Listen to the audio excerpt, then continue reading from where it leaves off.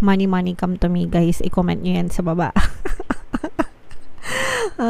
Money come to me, no? Kasi talagang sobrang mamamanifest nyo tong mga financial stability and security na to. So, more money to come pa para sa inyo. Kaya i-mine nyo na yan. Mine money, mine more money, mine more blessings, ganyan. Mine financial stability and security. I-comment nyo yan sa baba, mga kapiksi, para talagang maramdaman nyo. You're manifesting for this and it's coming to you, mga kapiksi. Okay?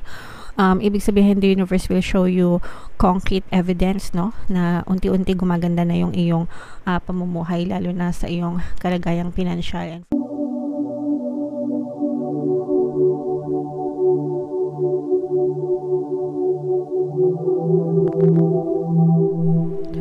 Hello guys, hello Scorpio, welcome back to Pinoy Pixie Tarot.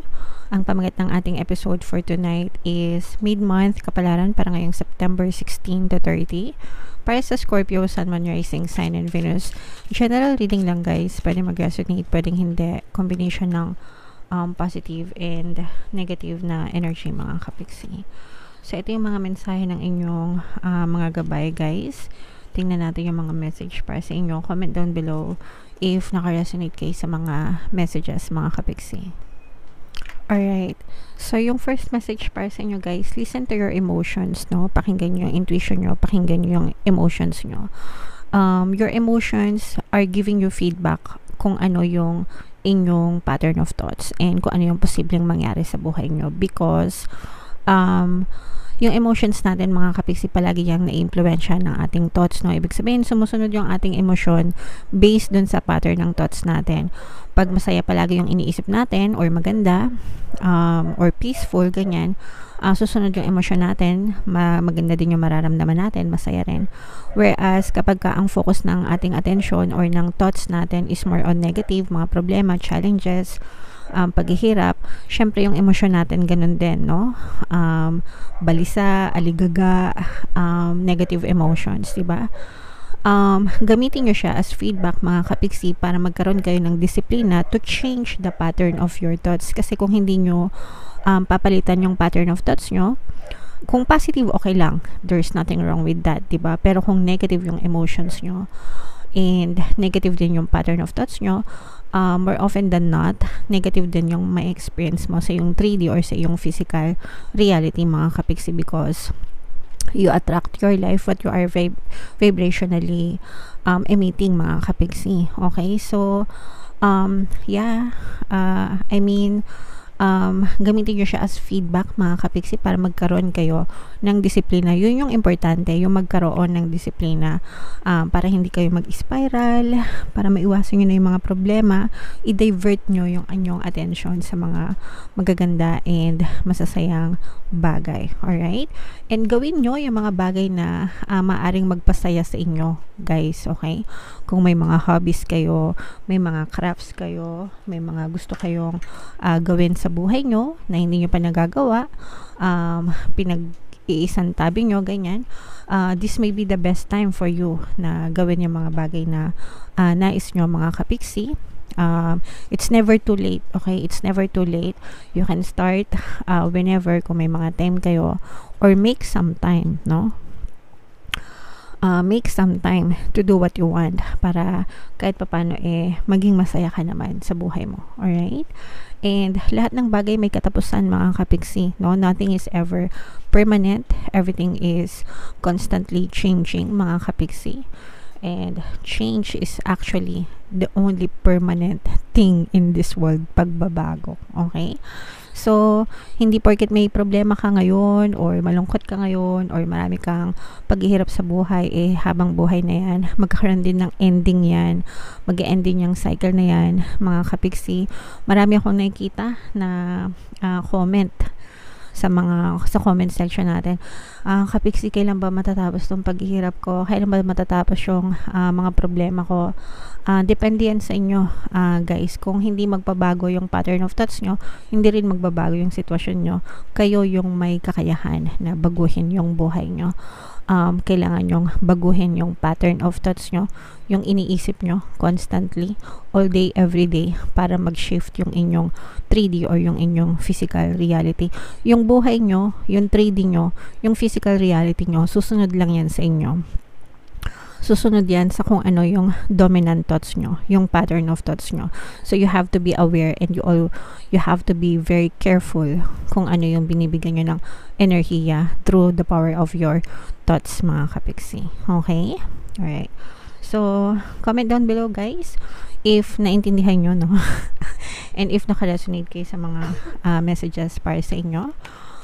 Tingnan natin yung ganap sa buhay mo, Scorpio, gamit itong deck na to. Shuffle ko to, guys. Hanapin ko yung energy ng Scorpio.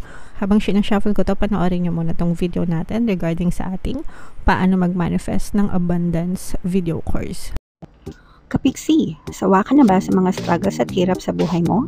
Masipag ka ba at masikap sa buhay ngunit hindi ka pa rin umaasenso? Ilang beses ka na bang nag-attempt magnegosyo at mag-invest pero palagi ka pa rin nalulugi? Sa pagkakataon na ito ay maaaring may subconscious beliefs ka na nagiging balakid sa iyong pag-unlad at pagyaman.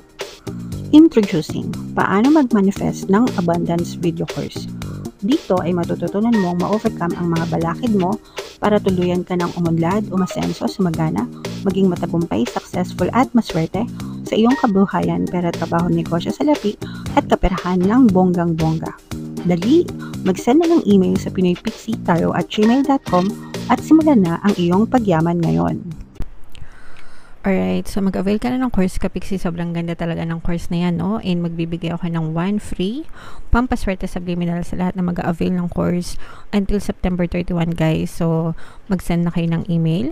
And meron din tayong email coaching. Manifest your desires using the law of attraction. If meron kang specific na gusto nyong i-manifest, pwedeng love and relationship, pwedeng money or career, mga Kapiksi, pwede kayong magpabook ng email coaching session with me.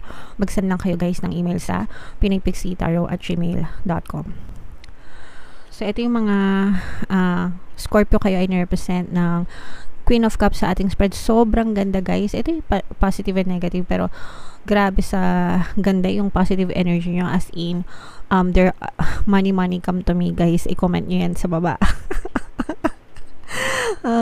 Money come to me, no? Kasi talagang sobrang mamamanifest nyo itong mga financial stability and security na to. So, more money to come pa para sa inyo. Kaya, i-mine nyo na yan. Mine money, mine more money, mine more blessings, ganyan. Mine financial stability and security. I-comment nyo yan sa baba, mga Kapiksi, para talagang maramdaman nyo. You're manifesting for this and it's coming to you, mga Kapiksi.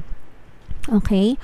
Ibig sabihin, the universe will show you concrete evidence, no, na unti-unti gumaganda na yung iyong pamumuhay, lalo na sa iyong kalagayang financial, and for some of you talagang may mga bagong opportunities or maraming, actually yung iba sa inyo parang marami kayong sources of income. Comment down below, guys, if naka-resonate kayo, or ang tawag doon, multiple streams of income. Ibig sabihin, marami kayong pinagkakakitaan, hindi lang trabaho, baka yung iba sa inyo may mga side hustles, may mga racket, may mga passive income, may mga investments, ganyan. Pwedeng nagtatrabaho na kayo tapos nagnenegosyo ba kayo, or kumikita kayo through dividends or what, mga Kapiksi. Kaya talagang mararamdaman mo yung abundance of wealth, no? Talaga grabe, guys. Comment nyo yan sa baba, abundance of wealth, no? Mine. Gusto ko yan pagka mga usapang abundance yung inyong energy, para talagang maramdaman yung mga Kapiksi. Okay? And yung iba sa inyo, you've been working night and day, as in very progressive, no? As in, pag sinabing progressive, talagang umuunlad, umaasenso yung inyong pamumuhay. For some of you, guys, maaari din kayo mag-travel.